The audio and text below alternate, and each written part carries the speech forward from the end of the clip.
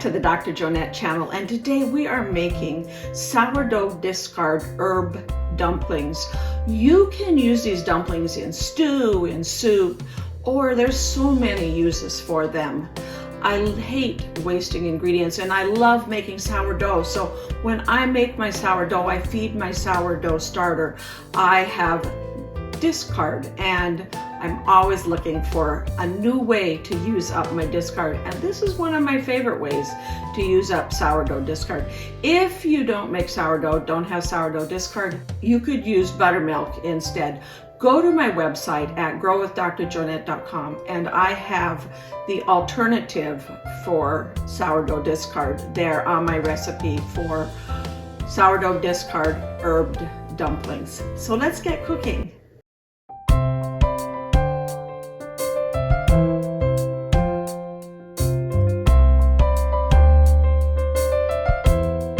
For our sourdough discard dumplings, I made sourdough bread yesterday and had some sourdough discard.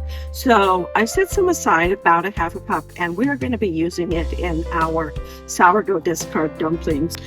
So I've got in my bowl here about 3/4 of a cup of flour, and to that flour I'm going to be adding a half of a tablespoon of baking powder, some salt, about a teaspoon of salt,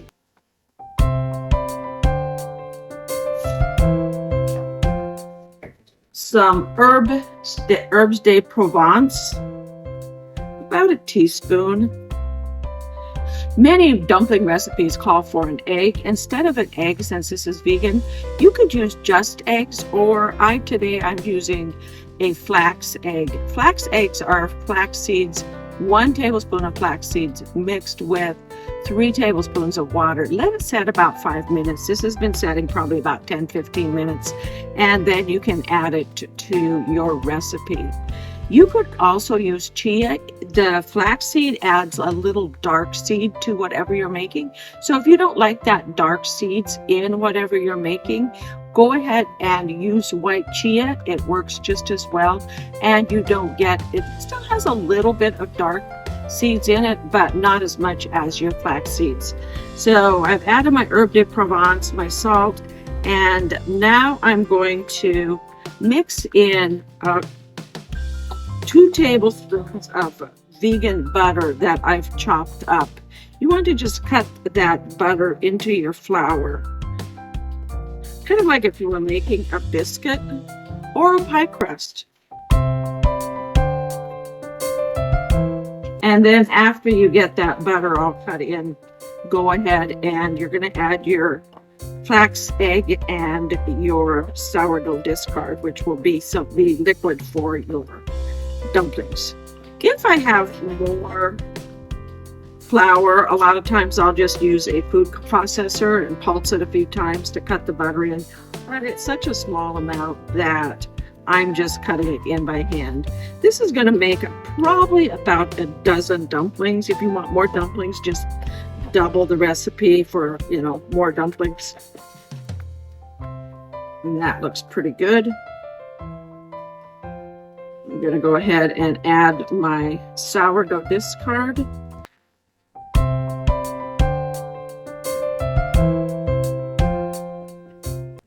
And my flax egg. I actually just took a little extra moisture off of the top of that, as it was a little more runny than I wanted. We're going to just mix this, work this in, and form a soft dough.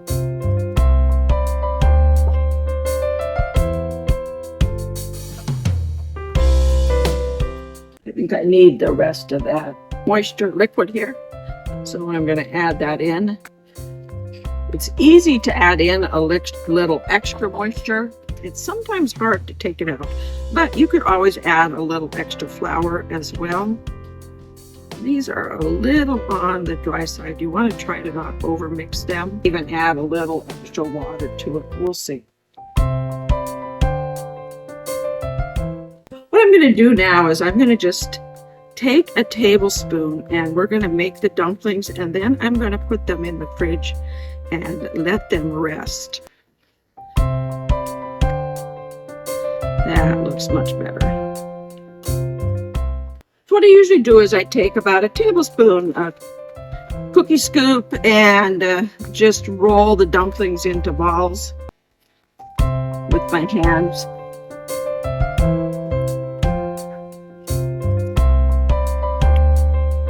A little bit more dough there. And then when I have all the dumplings, I just cover them and set them aside in the fridge. And then let them just kind of rest until you're ready to add them to the stew. Thank you for watching. I've gone ahead and cooked up those delicious dumplings into my vegan Irish stew. Again, go to my website, growwithdrjonette.com, and you will find these delicious dumplings. It's delicious, it's healthy, it's nutritious, and it's so good for your brain. So thank you for watching, clicking that like button, as well as subscribing.